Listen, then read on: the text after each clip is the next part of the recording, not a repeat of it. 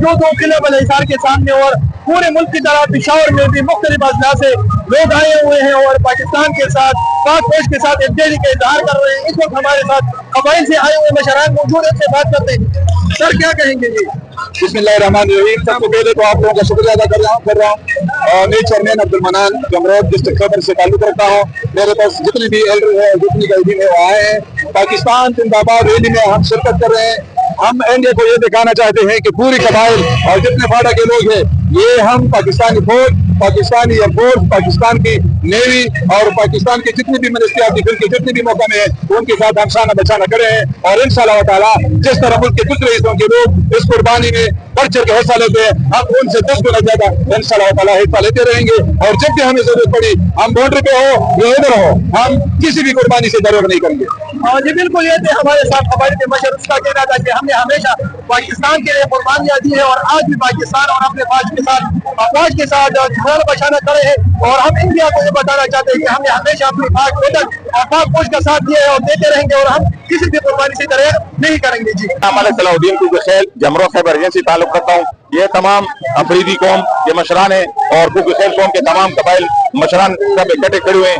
यही इन मशरानों के आबा अजदाद है और यही उनके बेटे हैं। पहले भी इस कश्मीर में और 1965 में और 48 में जंग किया था। इस दफा भी तमाम कबाइल पाकिस्तान फौज के साथ शाना बशाना खड़े हैं। इंशाल्लाह हम बिल्कुल पीछे नहीं हटेंगे। हम फौज के ये पैगाम देना चाहते हैं कि इस दफा जो है ना, ये ईमान का जज्बा है और गैरत का मसला है।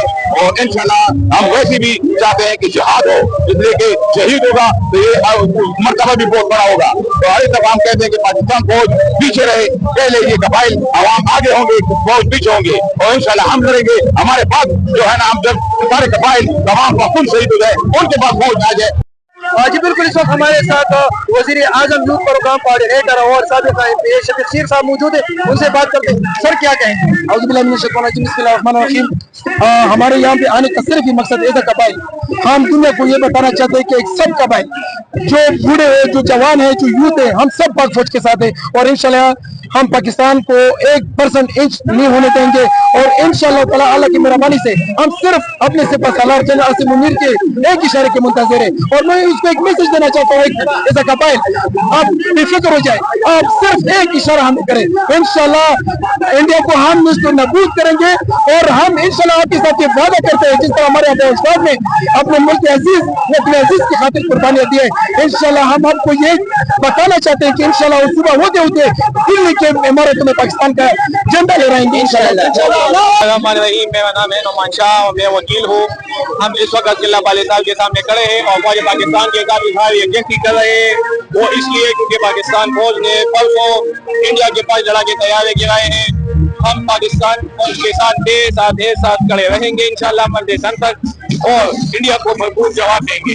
बाबर है, मेरा ताल्लुक पार्टी से है, मैं सिटिंग एमपीए हूँ और बच्चे हम सारे जो है पाकिस्तान के साथ है, पाकिस्तान आर्मी के साथ है। और बड़ी कुर्बानियां पहले भी हमने दी हुई है और अभी भी इंशाअल्लाह ताला किसी कुर्बानी से हम दरेक नहीं करेंगे। Farhan advocate, Pakistan Muslim League general secretary, खवातीन बैंक खैबर पख्तूनख्वा।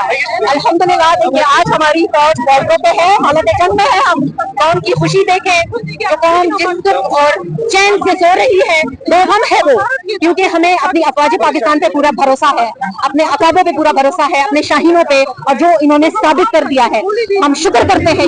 एक मरतबा फिर 47 के बाद, सन 65 की जंग के बाद, 71 के बाद आज पाकिस्तान को एक दफा फिर हिंदुस्तान ने ललकारा है।